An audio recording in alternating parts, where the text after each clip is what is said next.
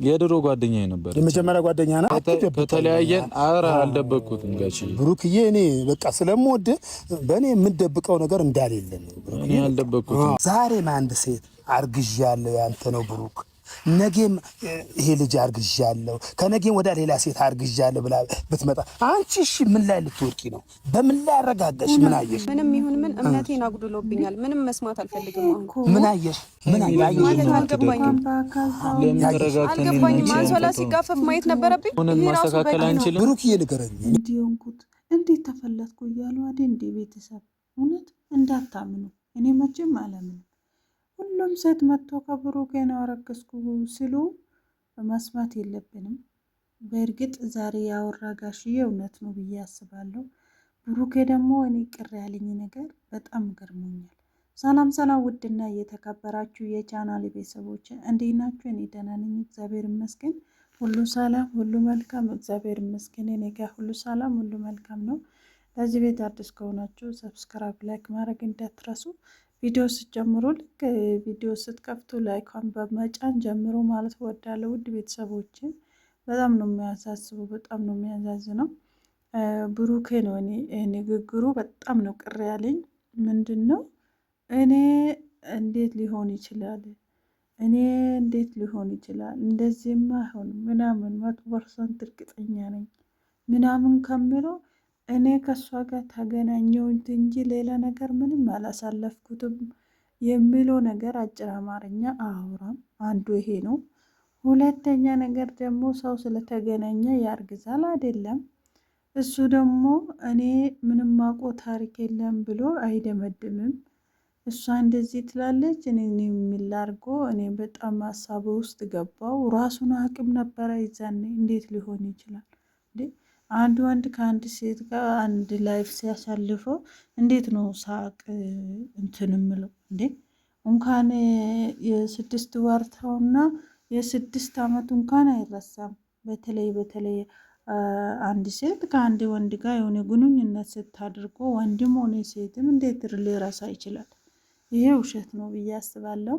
አንዳንዶቹ ደግሞ ፕራንክ ነው የምትሉ አላችሁ። አንዳንዶቹ ደግሞ በጣም ከልባችሁ ኮመንት የምትጽፉ አላችሁ። እነሱ የሃይሚም የብሩኬ ስርም ገብታችሁ በጣም ሳይ ነበረ ሰሞኑንና እኔ ይሄ ፕራንክ ነው ብዬ 100% አልደመደምም። ቢሆንም ግን ብሩኬ ብዙ ጊዜ እኔ የጠረጠርኩበት ምን መሰላችሁ? ብሩኬ እኔ የመጣሁበት ዓላማ በጣም ሌላ ነው፣ እኔ የመጣሁበት ዓላማ ሌላ ነው ይላል። አንዳንድ ጊዜ እኔ ምን ይሰማኛል መሰላችሁ? አንድ ሰው የሆነ አንድ ቃላቶች ላይ ሲደጋግመው በቃ ያ ቃላቶች የተጨበጠ ነገር ስላልሆነ ነው ብዬ አስባለሁ። ነው ማነው የብሩክ ወንድም መለኛ ደግሞ ልጁ ወለድ ችግር የለም እናሳድጋለን፣ አንተ ህይወትን ትቀጥላለህ አለውና ሳኩት እዛ ጋ ማለት ነው። እንዴ ሀይሚ ናት እኮ አሁን እኔ ያንተ ልጅ ሊያሳድግልህ አንተ ያንተ ልጅ አለ እናት ሊያደግ ነው፣ እንዴት ነው እሷ የት ሄዳለች ምናምን ትላለች እዚህ ጋር ማለት ነው። እነሱ ደግሞ እያሉ አሉ ምንድን ነው ያንተ ልጅም ቢሆን ያንተ ልጅ እናሳድጋለን፣ እሷ የፈለገች ቦታ ትሄድ ነው የሚሉት። እንግዲህ ሙሽዬም እንደምታው ከሆነ ልጅ ትፈልጋለች እና እሷ ግን ከከሌ ሳይሆን ከሀይሚና ከብሩኬ ብቻ ነው ልጅ የምትፈልጉ፣ ለዛው ሴት ልጅ ማለት ነው ይመስለኛል። እቺ ልጅ እኮ መጀመሪያ እንዴ ጥብቅ አላረገችውም። መነሻ ራሱ አልገረማችሁም? ግን መቤቴ በጣም ነው ገረመኝ። እና በዛ በቪዲዮ ተልኮለት ሀይሚ ደግሞ እሱን ይዛ ጀምራ ምናምን የጀመሩበት አይዲያ እስቲ ዞር ብላችሁ አስቡበት። ማርያምን ለዛው በሄዱበት በማግስቱ እንደዚህ ሲፈጠር አልገረማቸውም? ግን እኔ አንዳንድ ጊዜ የምር የምነግራቸው ነገር ብነው ፕራንክ ነው ብዬ አስባለሁ።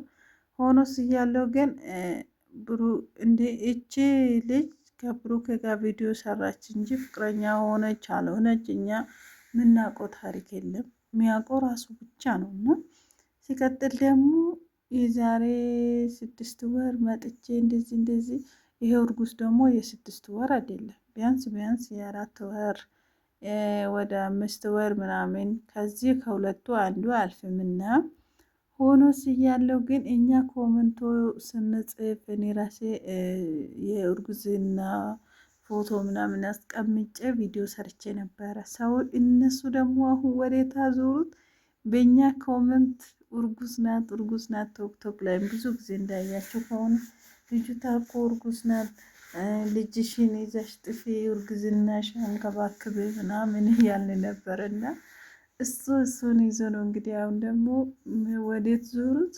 ወደ እርግዝናው ዞሩት። ያንተ ልጅ ነው የኔ ልጅ አይደለም ምናምን እያሉ ማለት ነው።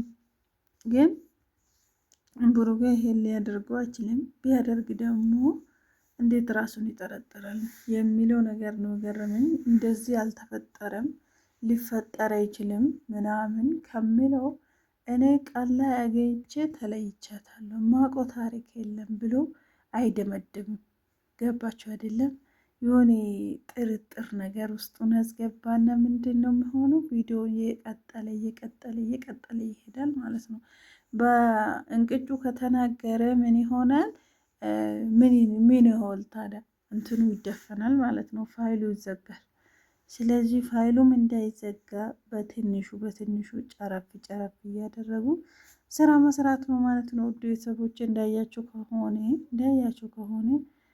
የሃይሚ ቪዲዮ ዛሬ ይሄ ቪዲዮ የተለቀቀው የሃይሚ ቻናል ላይ በአሁኑ ጊዜ ራሱ ስንት ሺህ እና ሰው ለምን እንደሆነ ባላቅም የሆነ እንደዚህ የሚጣሉ ሰዎች የሚደባደቡ ሰዎች እንደዚህ መለየት ምናምን የሚሉ ሰዎች በተለይ ሃይሚና ብሩኬ እንዲህ አይነት ቪዲዮ ይታይላቸዋልና እንደምታውቁ ከሆነ ሌላ ስራ ስለሌላቸው ይሄ ስራ ነው ብሎ ስለሚሰሩ እኔ አሮን ነው ብቻ ደስ ይሉኛል። እመቤቴ ተነጋግሮ ተመካክሮ ተግባብቶ መስራት ራሱ ትልቅ ነገር ነውና ሃይሚዬና ብሩኬ የሚመቻቹ ነው የምላችሁ። መቼም የማይለያዩ ነገ አብረው የሚኖሩ ነገ አብረው የሚገኙ ልጆች ናቸውና አንዳንድ ሰዎች ደግሞ ተስፋ ቆርጣችሁ የምትናደዱ ወይም ደግሞ የሌለ ነገር ውስጥ የምትገቡ አላችሁና መግባትም የለበትም። ምክንያቱም ስራ ነው በቃ። ሰው እኮ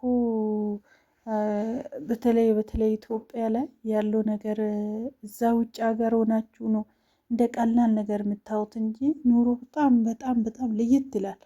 እዚህ ጋር ደግሞ ኑሮ በዚህ ነገር ደግሞ ሰው ልጅ ግዴታ መስራት አለበት፣ መንቀሳቀስ አለበትና እነዚህ ልጆች ይስሩ በሚለው ነው እኔ በአእምሮዬን አሳምኜ የምኖረው ብዬ አስባለሁ። ውድ ቤተሰቦቼ እና የዛሬ ቪዲዮ እንግዲህ ጋሽዬ ገብቶበታል። ጋሽዬ ደግሞ አይዞ አንተ ወንድ ልጅ ነው፣ ወንድ ልጅ ይሳሳታል ስለው እንዴት እንዳሳዘኑኝ እመቤቴ፣ በጣም ነው አንጀቴን የበሉት ጋሽዬ ማለት ነው።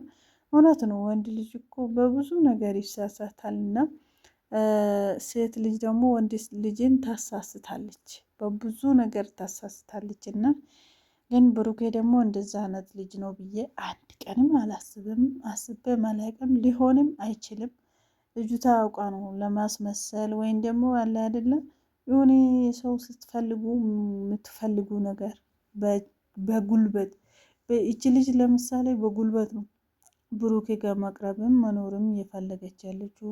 ነገሮች ደግሞ በጉልበት ሊሆን አይችልም በፍቅር ካልሆነ በስተቀር እና እንደዛ ነው እላችኋለሁ ውድ ቤተሰቦቼ። የዛሬ ቪዲዮ እንግዲህ ይሄን ይመስል ነበረ። ባይዘው እግዚአብሔር በጣም እኔ ለምን ግን በሐሰት ነገር በእንትን ነገር በጣም እንትን ይላል። አንዴ ከወደድኩ ነው፣ ከጠላሁም በቃ ይሄን ፈተና ማለት እና